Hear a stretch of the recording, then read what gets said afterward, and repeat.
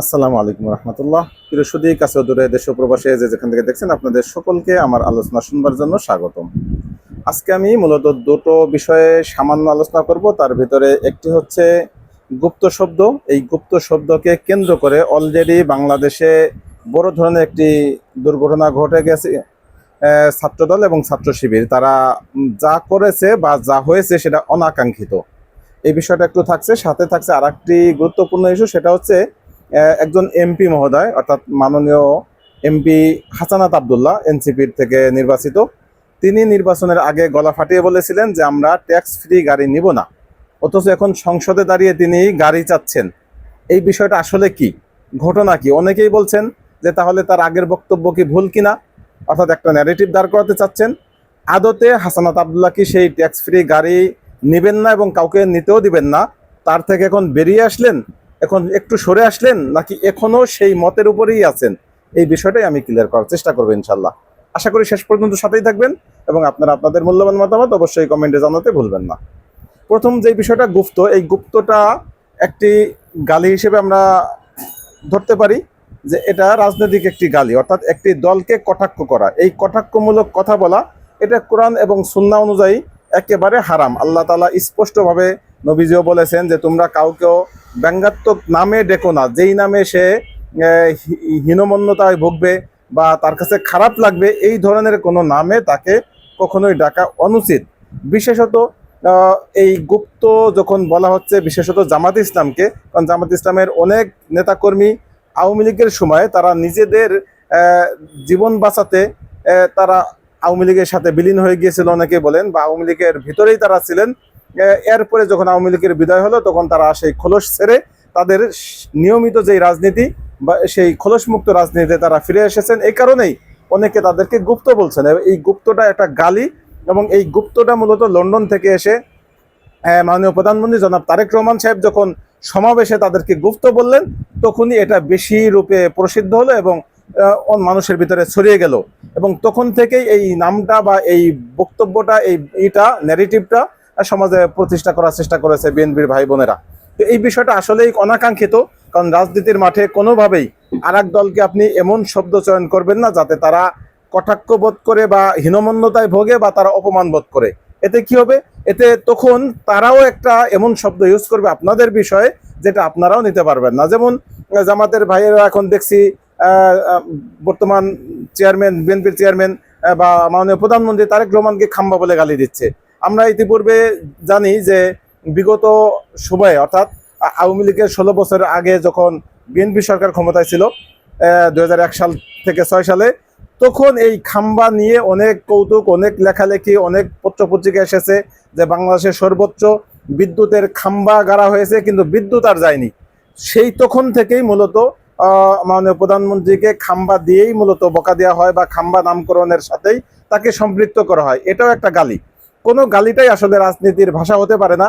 আপনি আপনার বক্তব্য দিতে পারবেন, আপনি তার যে খারাপ কাজ, যে কারোই খারাপ কাজের সমালোচনা করতে পারেন, সমালোচনা সর্বোচ্চ শক্তি দিয়ে করতে পারেন, কড়া ভাষায় করতে পারেন, কিন্তু কাউকেও বকা দিয়ে অথবা এমন কোনো শব্দ দিয়ে, যেই শব্দ দিয়ে বললে তার কাছে খারাপ লাগবে বা তাকে ছোট করা হবে। যেমন আল্লাহ রসুল যেটা বলেছেন, কাউকে কালো বলে বা মোটা বলে, মুটকি বলে অথবা ভুটকি বলে অথবা খাটো বলে, এই ধরনের বাক্য বলে কাউকে ডাকতে নিষেধ করেছেন। এটা একবারে হারাম কাজ।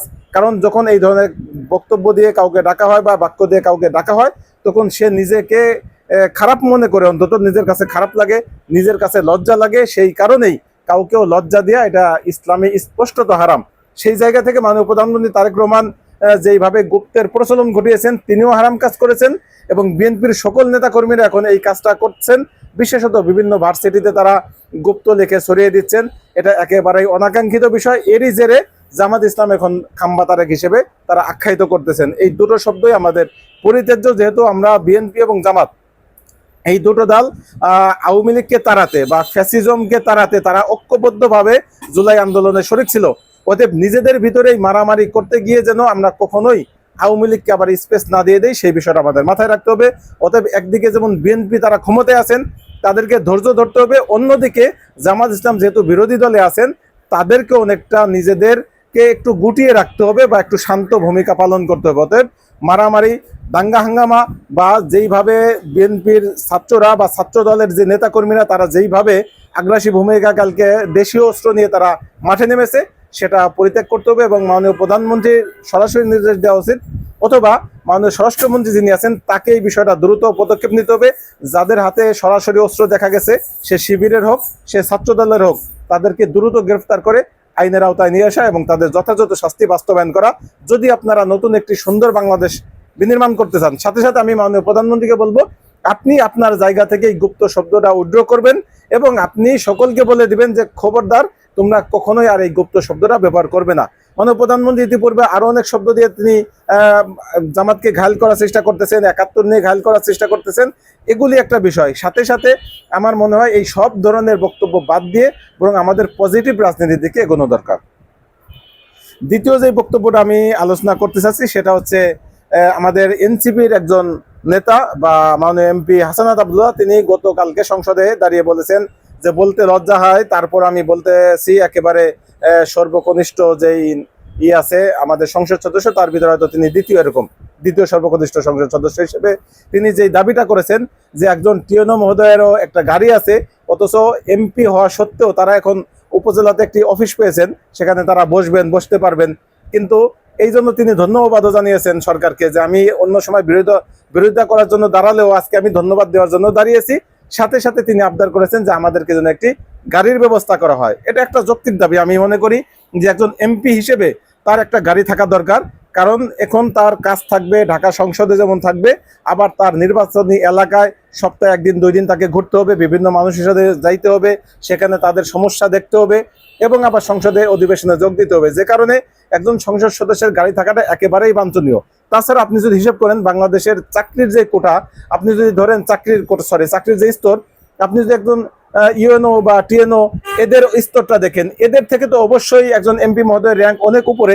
তাহলে টিএনও বা ইউএনও এদের যদি গাড়ি থাকে, তাহলে কেন একজন এমপি সাহেবের গাড়ি থাকবে না? এটা কিন্তু একেবারেই যৌক্তিক একটি বক্তব্য। দেখলাম এই বক্তব্যটা আমাদের সিনিয়র একজন আইনজীবী মাসুদ কামাল সাহেব, তিনিও একই বক্তব্য দিয়েছেন যে এটা একেবারেই যৌক্তিক একটি বিষয়, অর্থাৎ একজন এমপি মহোদয়ের গাড়ি থাকাটা দোষণীয় নয়। তবে আওয়ামী লীগের বিএনপির অনেকেই একটা ন্যারেটিভ দাঁড় করাচ্ছেন, বিশেষত আওয়ামী কিছু লেসপেন্সার আছে। যেমন আমি যদি শাওনের কথা বলি, অর্থাৎ আপনার মেহের আফরোজ শাওন, তিনি একটি স্ট্যাটাস দিয়েছেন এদের বিপক্ষে, অর্থাৎ ওই একই ন্যারেটিভ যে হাসানাত আব্দুল্লাহ আগে ট্যাক্স ফ্রি গাড়ি বিরোধিতা করেছেন, অর্থাৎ উনি নির্বাচিত হলে নিজে ট্যাক্স ফ্রি গাড়ি নেবেন না, কাউকে নিতে দিবেন না, এই বক্তব্য তিনি দিয়েছিলেন। তাহলে এখন কেন গাড়ি চাচ্ছে? এই দুটোর ভিতরে আসলে কোনো সাংঘর্ষিকতা আছে কিনা? আমি মনে করি না, একদমই নেই। কারণ ট্যাক্স ফ্রি গাড়ি এক জিনিস, আর সরকার থেকে গাড়ি চাওয়া অন্য জিনিস। ট্যাক্স ফ্রি গাড়ি মানে কি? আপনি গাড়ির ট্যাক্স জানেন? আপনি যদি গুগল মামার একটু জিজ্ঞেস করেন যে আসলে গাড়ির ট্যাক্স কত, আমি গুগলে যে একটু দিয়েছিলাম যে গাড়ির আমদানি শুল্ক তালিকাটা আমি চেয়েছিলাম, সেখানে যেটা আমাকে দিয়েছে আমি যদি একটু আপনাদেরকে বলতে চাই যে বাংলাদেশে গাড়ি আমদানিতে সাধারণত 25% কাস্টমস ডিউটি, 15% ভ্যাট এবং সিটি ভেদে 300% থেকে 500% পর্যন্ত সম্পূরক শুল্ক। এই 300 থেকে 500% পর্যন্ত সম্পূরক শুল্ক, অর্থাৎ 100 টাকার গাড়ি আপনাকে আরো 300 টাকা দিতে হবে। তার মানে 1 লাখ টাকার গাড়ি আপনাকে ঠিক তার 300 গুণ বেশি, অর্থাৎ 1 টাকার গাড়িতে 300%। তার মানে আপনি একটা গাড়িতে কত শত শত ট্যাক্স যাচ্ছে, 400 গুণ বেশি টাকা। 1 লাখ টাকার গাড়ি আপনার 40 লাখ টাকা বা 4 কোটি টাকা, এরকম একটা হিসাব চলে আসবে। তো এই হিউজ পরিমাণ একটি টাকা, কারণ বাংলাদেশের যেই গাড়ি এগুলি মূলত ট্যাক্স দেওয়ার পরেই সেটা কোটি কোটি টাকাতে চলে যায়। মূলত এই গাড়িগুলি বিদেশ থেকে যখন আমদানি করা হয় তখন কিন্তু সেটার দাম কোটিতে থাকে না, সেটা লাখে থাকে। তো লাখ টাকা দিয়ে যে কেউ একটি গাড়ি কিনতে পারে, কিন্তু ট্যাক্সের কারণে অনেকেই সেই গাড়িগুলি কিনতে পারেন না।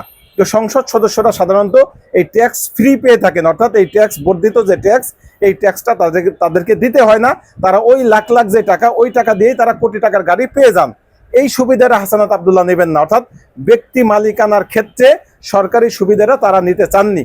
এবং এই ট্যাক্স ফ্রির মাধ্যমে দেখেছি আমরা ইতিপূর্বে অনেক সংসদ সদস্য এমন আছেন যাদের বিরুদ্ধে অভিযোগ আছে, তারা ট্যাক্স ফ্রি গাড়ি এনে তারপরে সেটা বিক্রি করে দিয়েছেন। যেমন একটা 1 লাখ টাকার গাড়ি যদি আপনার 40 লাখ টাকা পড়ে যায় বা 1 কোটি টাকা পড়ে যায়, তাহলে 1 কোটি টাকার একটি গাড়ি আপনি আমদানি করলেন 1 লাখ টাকা দিয়ে বা 1.5 লাখ টাকা দিয়ে, আপনি সেটা যদি 10 লাখ টাকায় বিক্রি করে দেন বা কেউ আপনাকে 10 লাখ টাকা ঘুষ দিল, স্যার আপনি একটা স্বাক্ষর করে দেন আপনার নামে একটি গাড়ি আমি আমদানি করব, সে স্বাক্ষর দিয়ে দিল, 10 লাখ টাকা সে খাইলো বা 20 লাখ টাকা খাইলো, সে কিন্তু কোটি টাকার উপর একটা গাড়ি পেয়ে গেল।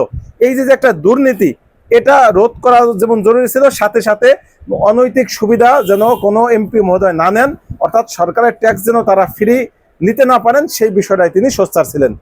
কিন্তু সরকারি গাড়ি কিন্তু তা না, অর্থাৎ একজন সরকারি চাকরিজীবী সে যতদিন চাকরি করবেন তাকে সরকার একটি গাড়ি দিবেন, সে ওই সরকারি গাড়িতে যাতায়াত করবেন। ঠিক এমপি মহোদয়ও তাই, সরকার তাকে একটা গাড়ি দিবেন, সেই গাড়িতে তিনি যাতায়াত করবেন, অর্থাৎ একটা গাড়ি তিনি করবেন, বাহন হিসেবে মাত্র ব্যবহার করবেন, সেটার মালিক তিনি হবেন না, সেটা তিনি বিক্রি করতে পারবেন না, এবং এর মাধ্যমে রাষ্ট্রকে তিনি কোনো ট্যাক্সও ফাঁকি দিচ্ছেন না।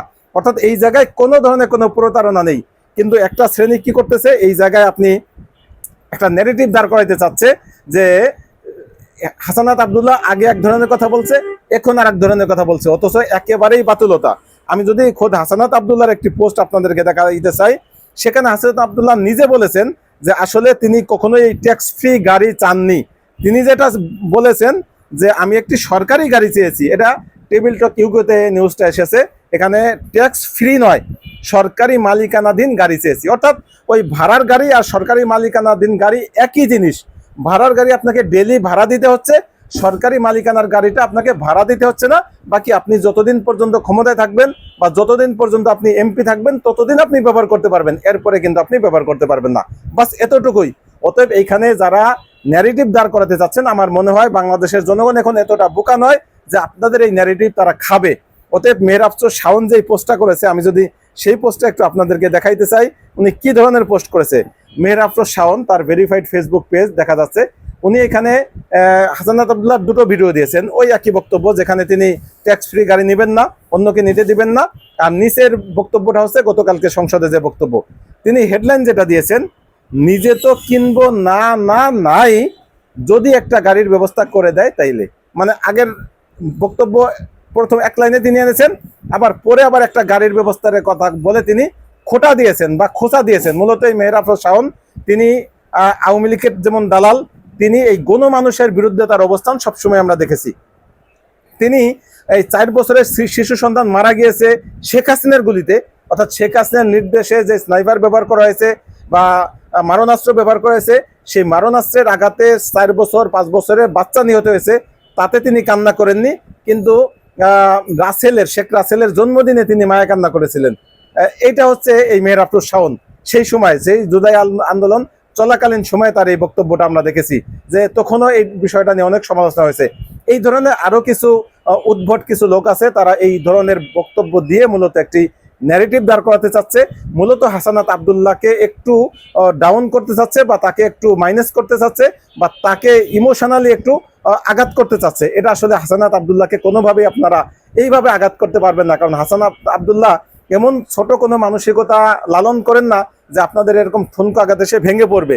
বরং তিনি আপনাদের এই আঘাতের মোকাবেলায় যে কথাটা বলবেন সেটা হয়তো আপনারা নিতে পারবেন না, বা যেভাবে তিনি ফেরত আসবেন, ফিডব্যাক কামব্যাক করবেন, সেই কামব্যাকটা হয়তো আপনাদের কাছে ভালো লাগবে না। এজন্য আমি বলবো এই বিষয়টা কোনোভাবে আমাদের ভুল ন্যারেটিভ দাঁড় করানো বা ফ্যাসিবাদের দোষটা যে ন্যারেটিভ দাঁড় করাচ্ছে, আমরা যেন ভুলেও সেই ন্যারেটিভে পা না দেই বা সেই ন্যারেটিভ কোনোভাবেই যেন বাস্তবায়ন হতে না দেয়, সেই বিষয়টা আমাদের খেয়াল রাখতে হবে। আমি আজকে মূলত দুটো টপিকস আলাপ করলাম। প্রথম যে টপিকসটা ছিল গুপ্ত, যেটা মূলত রাজনৈতিক একটি গালি, আর তার বিপক্ষে ব্যবহৃত হচ্ছে খাম্বা, এটাও আর একটা গালি। এই দুটো গালি আসলে আমাদের রাজনীতিকে কলুষিত করতেছে। আমাদের এই রাজনীতিকে কলুষিত মুক্ত রাখতে হলে এই ধরনের গালি বকাবাদ্য বাদ দিয়ে বরং পরিশীলিত ভাষা এবং সুন্দর একটি রাজনীতির চর্চা করতে হবে, সেটাই আমি মাননীয় প্রধানমন্ত্রী এবং বিরোধী দল সকলের কাছ থেকে আশাবাদ করতেছি। দ্বিতীয় টপিকসটা ছিল ভুল ন্যারেটিভের মাধ্যমে হাসানাত আব্দুল্লাহকে ট্যাক্স ফ্রি নিয়ে ট্রোল করা হচ্ছে। এই ন্যারেটিভ আমরা ইনশাল্লাহ আশা করি এই আলোচনার পরে আর কারো এই সংশয় সন্দেহ থাকবে না যে আসলে হাসানাত আব্দুল্লাহ এখনো কি সেই ট্যাক্স ফ্রি গাড়ি দাবি থেকে সরে এসেছেন নাকি সেই দাবির উপরে আছেন। আশা করি আমি বুঝাইতে পেরেছি। এই দুটো টপিকসে আপনাদের যে কোনো মূল্যবান মতামত আপনারা কমেন্টে জানাতে পারবেন। আপনাদের প্রত্যেকটা মতামতের ইনশাল্লাহ আমি জবাব দেওয়ার চেষ্টা করবো। আজকের মতো এই পর্যন্ত, ভালো থাকবেন। আল্লাহ হাফেজ। আসসালামু আলাইকুম রহমতুল্লাহ।